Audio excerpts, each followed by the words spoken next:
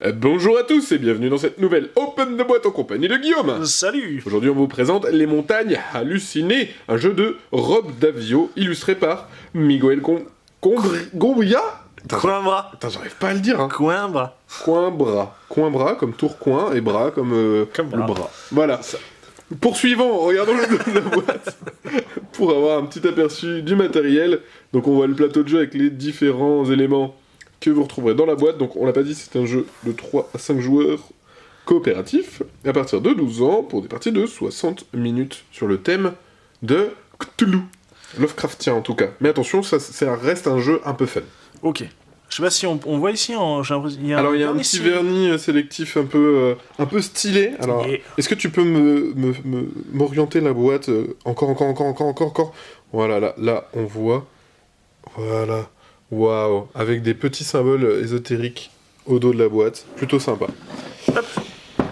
Découvrons ça ensemble.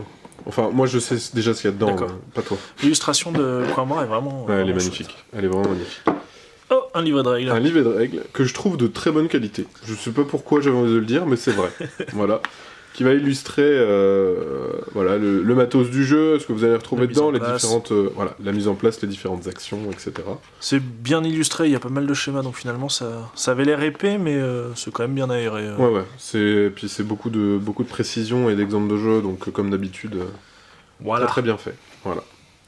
On retrouve un petit traîneau où on va stocker ses jetons leadership et différentes cartes dans le traîneau, parce que et ça sera le leader qui l'aura. Et ça, tu te dis, mon Dieu, mais je n'arrive pas...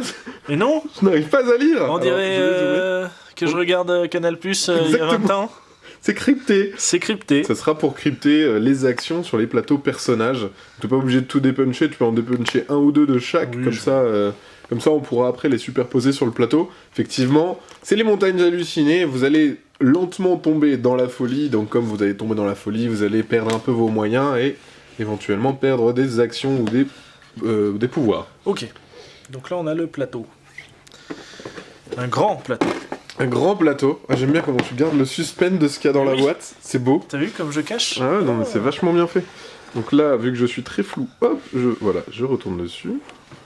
Donc le plateau de jeu sur lequel vous allez disposer tous les éléments, donc que ça soit les tuiles que vous allez explorer ou les différents paquets de cartes, que ça soit la folie ou même les reliques que vous allez trouver, que vous allez tout poser là-dessus. Voilà. Donc ça c'est la montagne hallucinée en elle-même, on va dire. Et regarde. Un petit avion. Un petit avion. Et ça c'est rigolo quand même. Ah, ça c'est super sympa. Ouais. Le petit pion. Très sympa. Oui. Pré-peint et tout, c'est... Pré-peint, ouais. Et alors, je trouve qu'il y a un autre truc qui est bien stylé en termes de matos, dans le coin. Je pense que c'est... Voilà. Ouais. Le sablier. Le sablier, oui. Le sablier, magnifique. Alors, attention, je zoome. En bois, très joli. Moi, j'aime beaucoup. Avec du sable bien massif. Oui, avec du sable rouge. Un peu massif, effectivement. Je vais le poser par ici. Peut-être comme ceci pour que tout le monde puisse l'admirer. On puisse en profiter. Du coup, je continue sur le matériel. Allons-y. Également un petit dé. Alors ça va être le dé des malus, le dé qu'on n'aime pas jeter, où il va nous arriver que des bricoles. Symboles. Voilà, c'est ça, c'est les blessures par exemple. En fait, les trois faces sont 2 fois. Ok. Il faut absolument pas tomber dessus de lancer ce dé parce que ça vous apporter que des saloperies. Ensuite, on a des petits jetons. Les jetons leadership qui vont vous apporter différents avantages, mais qui symbolisent aussi l'éventuelle fin de partie. Si vous n'en avez plus, vous avez perdu et vous pouvez mourir ou tomber dans la folie comme on veut. Ok, c'est un peu gênant. Donc il faut savoir un petit peu bien les dépenser avec parcimonie quand vous êtes vraiment embêté. Ensuite... Les personnages Alors là, on a les différents plateaux de jeu qui sont recto-verso avec des autres faciès. Ah oui, effectivement. Voilà. Je montre, hop. Alors ce que je trouve assez marrant, c'est que c'est des personnes qui travaillent chez Yellow, on dirait. Ça, on dirait un peu Aurélie, ça, on dirait un petit Monsieur peu Ludovic Papaïs. Magnifique. Très reconnaissable.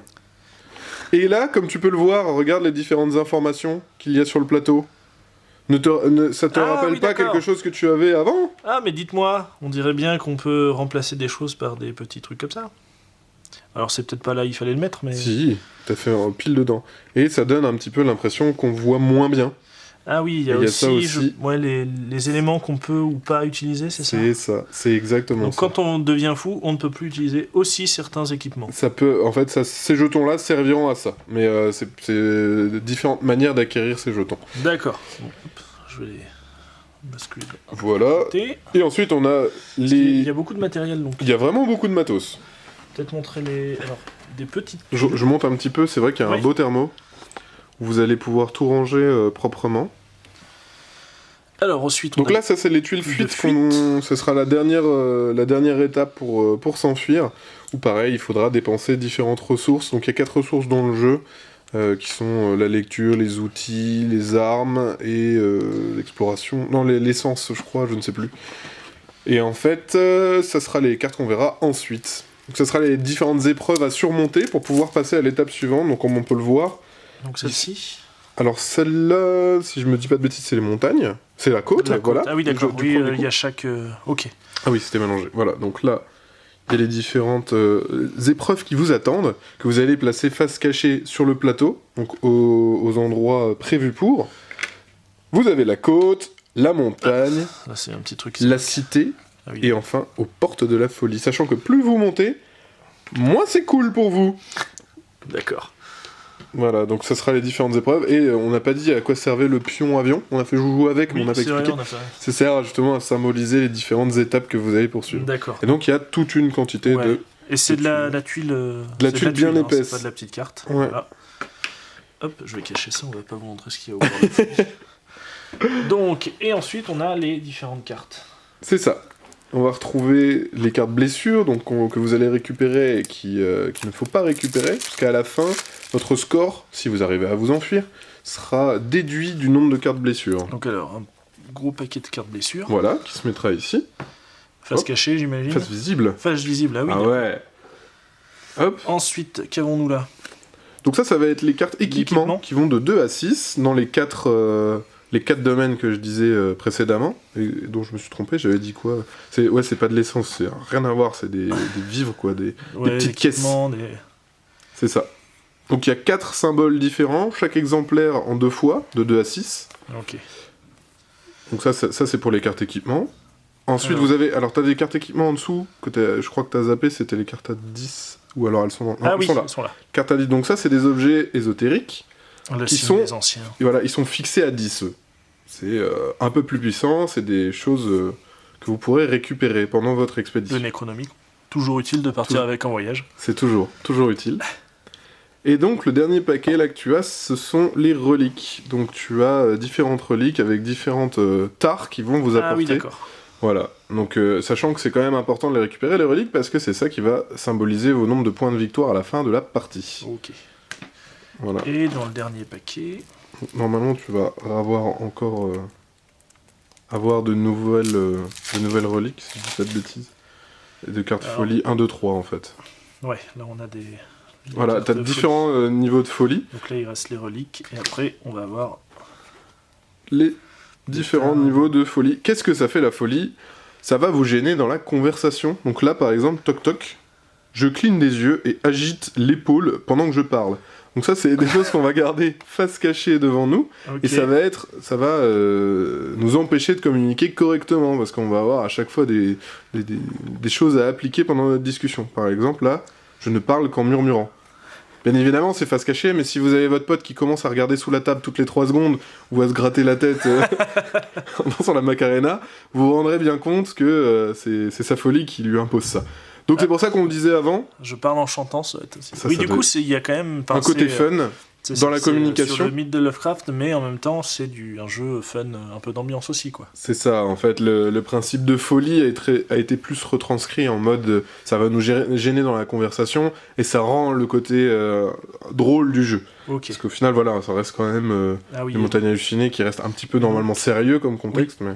Voilà, donc ça c'est les niveaux 3. Niveaux de folie. C'est ça, niveau 3, niveau 2 et niveau 1. Chaque fois, le nombre de cercles... Le nombre de cercles indique C'est ça. La gravité de la folie. Voilà, et ça, c'est les choses qu'on va récupérer au cours de la partie. Ok. Je crois qu'on a montré tout. Bah, on a fait le tour, oui. C'est magnifique. Déjà pas mal. Ce qui est déjà énormément pas mal. Donc, voilà, c'était Les Montagnes Hallucinées, le prochain jeu de Yellow. Et basé sur l'univers de Lovecraft. Je pense qu'on a tout dit. Oui, on a tout dit, c'est bon, on n'oublie rien. Et bien sur ce, on vous fait d'énormes gros bisous à tentacules, on vous dit à la prochaine, et puis ciao. Salut.